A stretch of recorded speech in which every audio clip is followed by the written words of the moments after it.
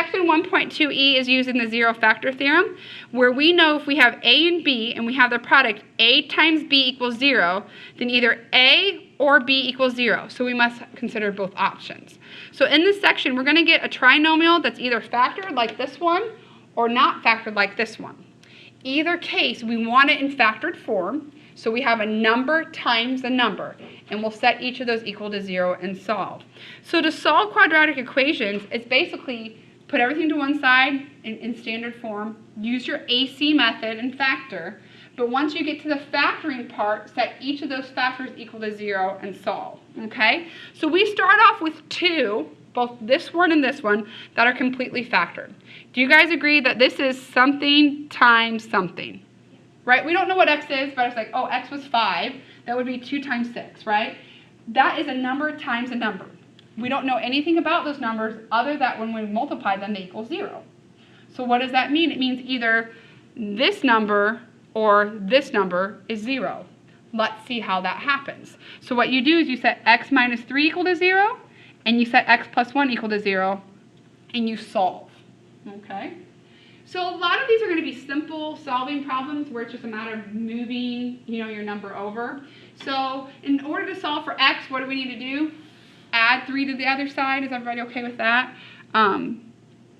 You might have learned it this way, so that cancels out and you're left with x equals 3. Or you have to do the opposite. What's the opposite of adding? Subtracting. So x equals negative 1. So what does that mean for the solution? This is something that might be new to you. You've only maybe solved linear equations, so they've only had one solution. This problem has 2. If x is 3, it makes the left side multiply to 0. Or if x is negative 1, either one, right? So again, you can plug it in. Do I care that 3 plus 1 is 4? No, because what I care about is 3 minus 3. What's 3 minus 3? 0. So we have 0 times something, but that's going to be 0. So that's one of our answers. Do I care that negative 1 minus 3 is negative 4? No. What I care about is when I plug it in here, negative 1 plus 1 is 0. 0 times whatever that is gives me 0. So you actually get 2 solutions. The middle one, guys, it doesn't seem like it, but it's factored, right? We have x times 5x minus 2. We have something times something. So it's already factored. So what we're going to do is just set each factor to 0. So we're going to set x equal to 0, and we're going to set 5x minus 2 equal to 0. And then solve. Well, do you need to solve x equals 0? No, it's already solved, right? X is already isolated. So x equals 0 is an option, and I agree. I don't care that when I put 0 in here I get negative 2. It's the fact that I have 0 times that gives me 0. All right, 5x minus 2, there's a little bit more math we have to do. We have to add 2 to both sides. So we have 5x equals 2. And then how do you undo multiplication, guys? Divide. So we get x equals 2/5. And that's our other solution. Okay? So if you were to check it, you don't care that 2/5 is hanging out here. You care that when you put 2/5 in here, 5 times 2/5 ends up being 2. 2 minus 2 is 0. So you have 0, and it cancels everything out. All right, so that would be great if all of them are already factored for us like that, but they're not going to be. Okay? So what we have to do is we have to use the AC method. So I didn't leave a whole lot of room. I should have spaced it out. I'm sorry. We're going to use the AC method to get our factored form. And then once we got our factored form, we can go from there. So I am going to do it using the AC method because it's still new to us. But I'm not going to use the chart. I'm going to kind of go through the factors in my head, if that's okay. So our A is 1. Our C is negative 22. So we need to think of factors of negative 22 that add up to negative 9. Well, we have 1 and 22. Any combination of that's not going to get you to 9, right? But then 11 and what? Negative 2. Or is it negative 11 and positive 2? Negative 11 and positive 2. And so see how you can kind of do it in your head almost? But if you want to do the chart, you're more than welcome to. All right? So this is going to be x squared plus 2x minus 11x minus 22. And the only thing that's new in this section, guys, is equals 0 is going to tag along with us. Because we're not just factoring now, we're solving. So there's an equal there. All right, and then you just do the AC method like we've been doing. What can you factor out of the first two terms? X. What will that leave us with once we factor out an x? 1x and then plus 2. Beautiful. Notice that we want to be left with 2 positive numbers, but right now we have 2 negative numbers back there, so we're going to have to factor out a negative. A negative what? What can you pull out of 11 and 22? 11, right? And how do you know that? Well, anytime a number repeats, we know 11 goes into it. Or just say, I want the x by itself, and who's in its way right now? The 11. So I'm going to factor out a negative 11. When I do that, the negative 11 cancels out to itself, and we have x. And then negative 22 divided by negative 11 is a plus 2. And then it equals 0. So we just kind of let that equals 0 tag along. All right, last step before we solve is to realize, oh, we got a factor. So the x plus 2 is going to come out to the front, and then the x minus 11 will be the remaining factor, and that product equals 0. Is that okay so far? So we did all that work, and we're just now to what problem number 1 was at, right? But you guys are going to get comfortable. Like what we did on number 1, I showed a lot of my work. You guys probably aren't going to have to do that. You're going to know that, oh, you're just adding 1 over, so now it's positive 1 or whatever it may be. So we do have to set x plus 2 equal to 0, and we do have to set x minus 11 equal to 0. But do you guys agree that when you move it over, you're just doing the opposite operation, so we don't really need to show that? Is that okay? So that will give us what? Negative 2 and positive 11. And again, if you're like, oh, I don't know if I did it right, plug it in. If you square 11, 11 squared is 121. 9 times 11 is 99. So 121 minus 99 gets you to 22. And then 22 minus 22 is 0. So we did it right. And if you did the same thing with negative 2 and plugged it back in there, it would equal 0 as well. So that's all we're going to do on these, all right? So let's look at this next row. 4x squared minus 28x plus 49. Is there a GCF we can factor out? 4. Wait.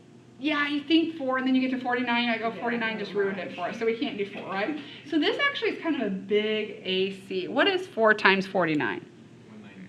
196, gross. Okay, so what I'm going to do is I'm going to make a chart for this one, because he's just a little bit... Actually, no, I'm going to tell you a trick. Does anybody look at 4 and 49 and realize why they're special numbers? What's special about 4 and what's special about 49?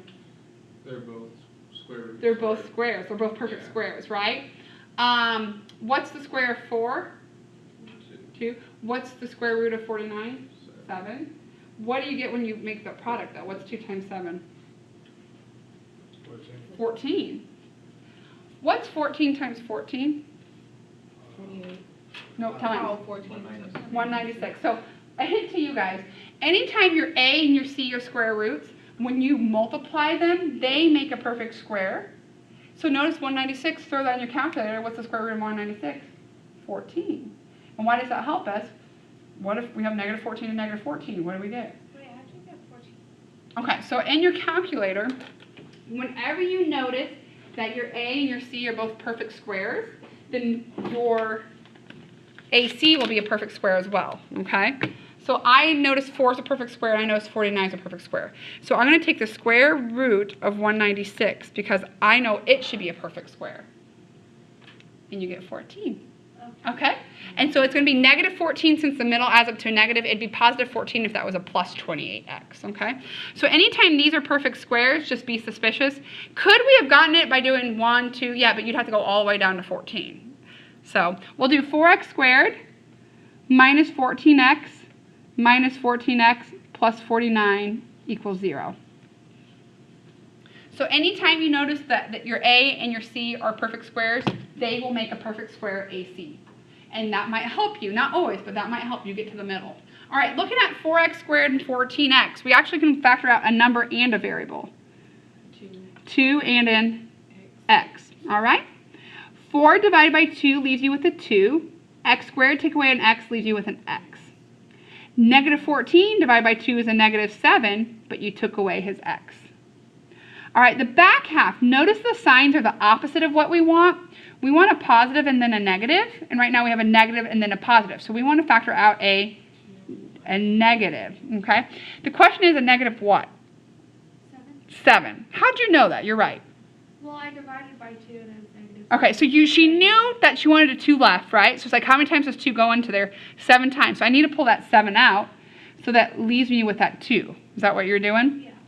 So negative 14 divided by negative 7 is a positive 2. We didn't touch the x. And then 49 divided by a negative 7 is a negative 7, exactly what we wanted. So you're going to notice something special about this guy. We're going to factor out the common factor of 2x minus 7 to the front, And it's still 2x. but then it's still 2x minus 7. This is called a perfect square trinomial.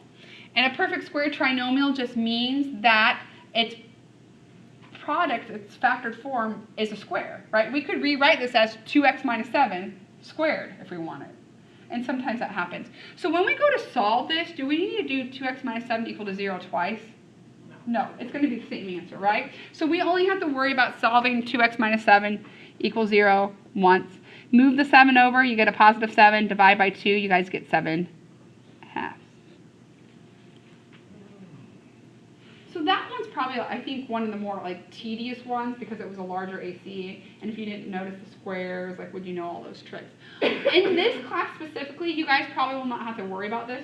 Like I said, I'm kind of using my 116 notes where a whole lesson is all about factoring and solving, you know, so they go a little bit more in depth. All right, I think you're getting it, so let me pick, I'm not going to worry about the middle one because that's nothing really new. Let's do this guy because he starts with a negative. Hey, I'll tell you the answer to this one if you want to go back and do it later. This is x equals 4 and x equals negative 1/2. X equals 4 and x equals a negative 1/2 if you want to go back and do it later. But it's nothing different than what we've been doing. There's no GCF there. You do the AC method, get negative 8, and go from there. All right, what I want to do this one is I'm going to factor out a negative 2 from the very beginning. So if we factor out a negative 2 from the very beginning, it's going to switch all my signs to being opposite, right? So negative 2 divided by negative 2 gives me a positive x squared. A negative 4 divided by a negative 2 gives me a positive 2x. And a 30 divided by negative 2 is a negative 15. Did I do that right? Does that look okay? Okay. So when it comes to factoring, is that negative 2 part of our AC method? No. But we don't want to forget about him, so we'll come down here and set him equal to 0 because we're going to set all of our factors to 0. And I'll talk about that here in a second, but not yet. So we're going to set all of our factors to 0, and negative 2 happens to be a factor. It's our greatest common factor. All right, we'll do the AC method here. Our A is 1, our C is negative 15. What are factors of negative 15 that add up to 2? 1 and 15 don't get you there. 2 doesn't go into it. 3 and 5. Do you guys agree that a combination of 3 and 5 will get us to a positive 2? Oh, yeah. Yep. Positive 5, negative 3. Okay? And like I said, you're going to get comfortable enough where you don't need to do that chart. You can kind of just start thinking in your head that way. So we'll do x squared plus 5x minus 3x minus 15 equals 0. And I know I'm kind of skipping steps, but you guys are doing awesome with that AC method that I don't feel like I need to do all of them.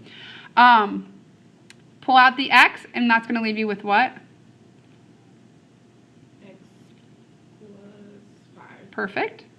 I want an x plus 5 left in the back half, but I have 2 negative numbers right now. So I need to pull out a negative 3. Perfect. You're left with x plus 5. Okay. So when it's all said and done, you have x plus 5 times x minus 3. Does that look right? So what we have to do is we have to set each of those equal to 0. So we have negative 2 equal to 0 because that was a factor. X plus 5 equal to 0. And x minus 3 equal to 0. Can negative 2 equal 0? No, right? There's no x there, right? If it was negative 2x, it could be 0, but negative 2 is not 0. We don't need to worry about him. Can x minus 5 equal 0? Yes, that's when, x plus 5 equals 0. Yes, that's when x equals negative 5. And can x minus 3 equal 0? Yes, when x equals positive 3. Let me just kind of set up a couple of these. This one we haven't done yet, so I do want to do that. All right, looking at 3x cubed minus 12x, what can we factor out of him, number and variable? 3. Yep, and 3x, perfect. All right, when we do this, something different happens, okay? So when you factor out a 3x, you're left with x squared minus 4. Does that look right? And so 3x is going to be part of our final answer, so we're going to set that equal to 0. We'll solve for him later. We haven't dealt with something like this before. I kind of bypassed it. In 116, it's this like own other section, and I'm like, well, I don't think you're going to see it that often, but if you do, there's a shortcut. If not, I'll just kind of teach you the method. Do you guys agree that we have the x squared term, and we have the constant, but we're missing the middle. Okay? Wait, how did we get that? We found the GCF between 3 Oh. and 12 was 3, Yeah. and the GCF between x cubed and x was x. So we just factored out 3x. Oh, okay.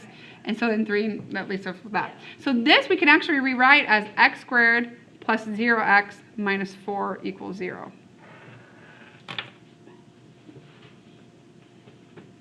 That looks weird, right? But the same method applies. Wait, how you, Do you agree that we don't have the middle term? Yeah. we don't. So what's another way to write we don't have it? With a 0. And I'll show you why. There's still an X there though. Because we want to be able to use the same method. We want a b, because we want our a, like multiples of factors of negative 4 that add up to 0. Okay. Well, there's only 2 ways 4 can split up. 1 and 4, and 2 and 2. But what do we know about the signs? We have to have opposite sides, right? So what's negative 2 times positive 2? 0. So that's why I put that 0x there, because I want to be able to use our same rules. I want you to still see it as a trinomial, x squared, x, constant. But since we don't have an x, we can say its coefficient is 0. And our method still works. You could do our chart, 1 and negative 4, you get negative 3, or 2 and negative 2, you get 0. So we can rewrite this as x squared plus 2x minus 4 equals 0. I know that looks really weird, but do you guys agree that 2x minus 2x is 0? whoa. Oh, okay, I see what. Are you okay with why I'm doing the 0x, just to see you see that trinomial? And then I did the same method. What are factors of negative 4 that add up to 0? 2 and negative 2. Are you guys okay with that? I know it seems weird, like we're dealing with 0, but it will work, okay? What can we factor out of the first 2 terms? Oops, I'm really turning that sideways, I'm sorry. X, and that will leave us with x plus 2. What can we factor out of the back 2 terms? 2. Not only 2, but what type of 2? X. Negative.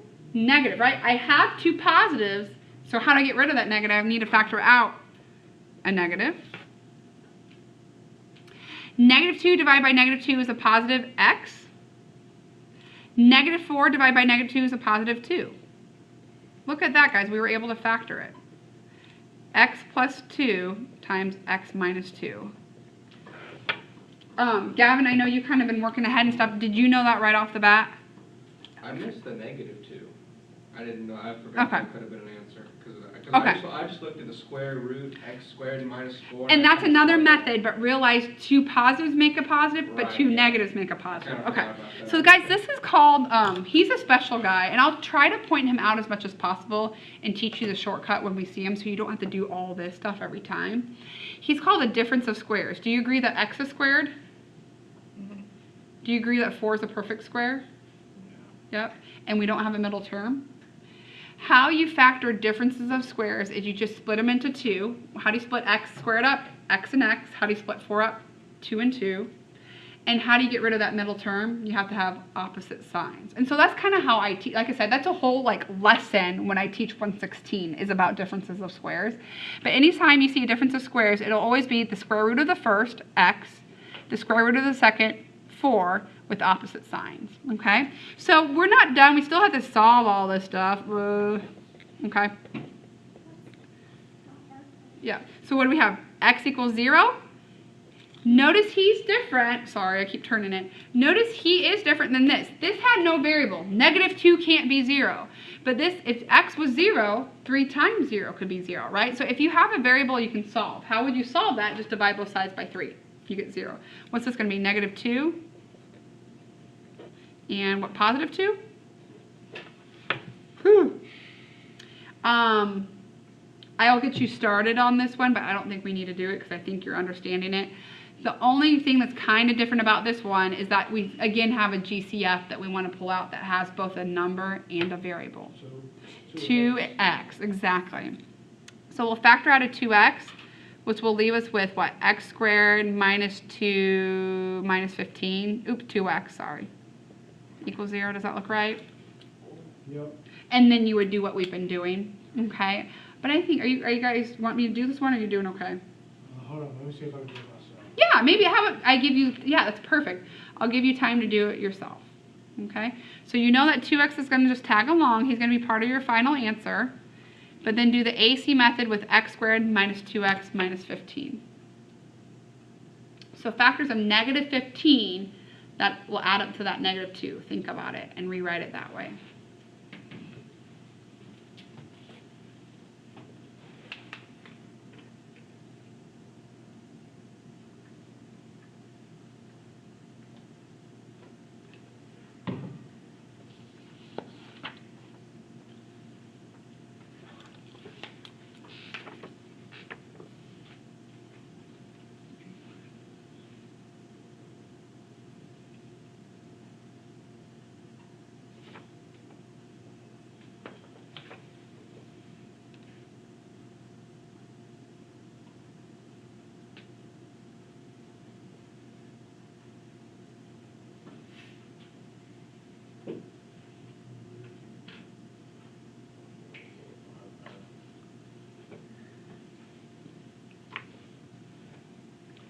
So what are factors of negative 15 that add up to negative 2? 3 and 5. 3 and 5. One will be positive, one will be negative. Which one would be the negative one? A 5. Perfect. So you keep working. I'm just going to start with that. So the people that are watching it on YouTube aren't too bored.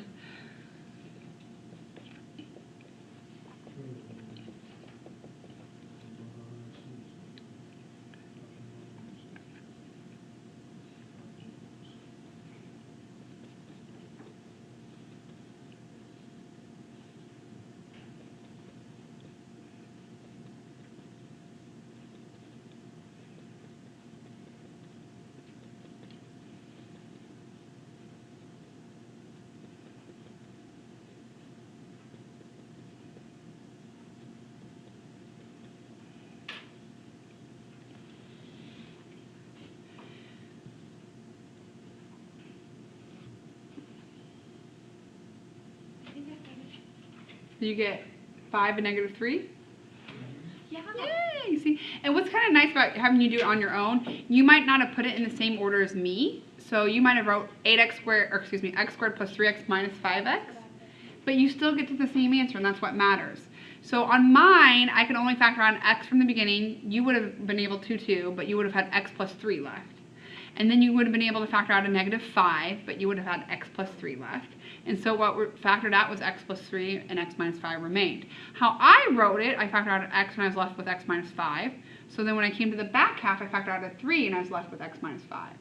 But that's kind of like what Braden asked from the beginning. Does it matter which order? No, because they're going to be giving you the same answers. Kind of a rule of thumb. What'd you say? I'm so happy I did that by myself. Yeah, it's pretty. It's a good feeling. A rule of thumb, guys, not always 100%, but we'll talk about it a little bit later when we're in college algebra, is the highest power of your polynomial is usually how many answers you have. So notice here, we only had x squared. So we only had 2 answers, negative 2 and 11. But down on these two, we had x to the third. And notice we had 3 answers for each. Okay, so that's kind of just a rule of thumb.